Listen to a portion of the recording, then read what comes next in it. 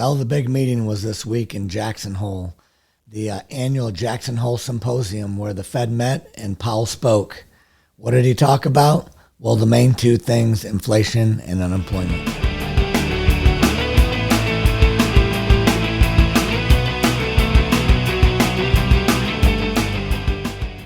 We have a lot of key economic data coming out next week. We have the BLS jobs report on Friday, and Thursday we have PCE numbers, the Fed's favorite measure of inflation, personal consumption expenditure numbers. So a lot of turbulence could happen next week, could determine whether we go below 7.5%, maybe to 7%, or we head towards 8%.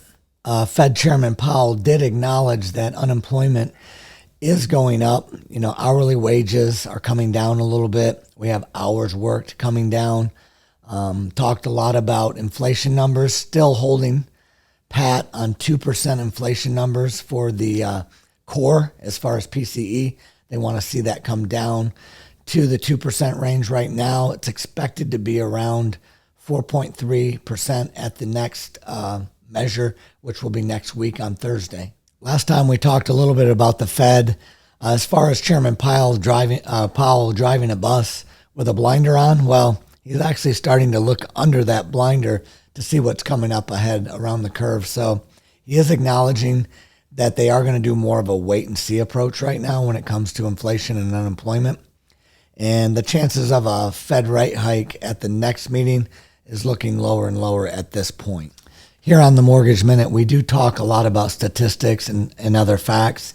And one that I did want to go over, one statistic that's very important, is the 450 school-age children that are food insecure, that is elementary-age students in Forsyth County that go home on the weekends without any food to eat.